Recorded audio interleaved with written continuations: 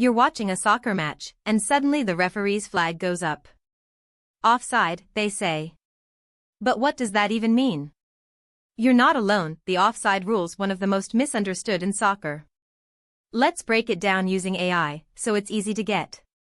Imagine you're on the field, and you're closer to the opponent's goal than both the ball and the second-to-last opponent when your teammate plays the ball forward. That's offside.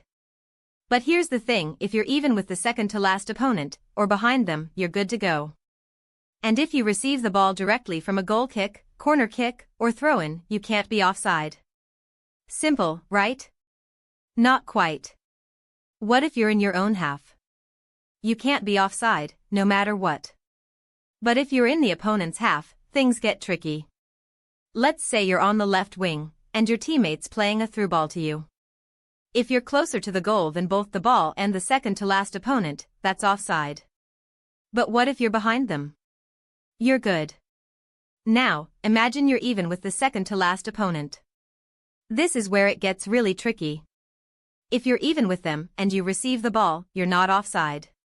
But if you're ahead of them and you receive the ball, you are offside. It's all about the timing. The AI analysis shows that most offside calls are made when the player's ahead of the ball and the second-to-last opponent.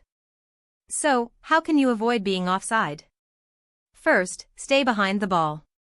If you're behind the ball, you can't be offside. Second, stay even with the second-to-last opponent. If you're even with them, you're good to go. And third, don't interfere with the play. If you're not involved in the play, you can't be offside. But what if you are involved? What if you're in an offside position and you receive the ball? The referee's gonna call you offside, and the other team's gonna get a free kick. But here's the thing, if you're in an offside position, but you don't receive the ball, you're not offside. The AI analysis shows that most players don't know this. They think that just being in an offside position's enough to get called offside. But it's not. You have to receive the ball, or interfere with the play.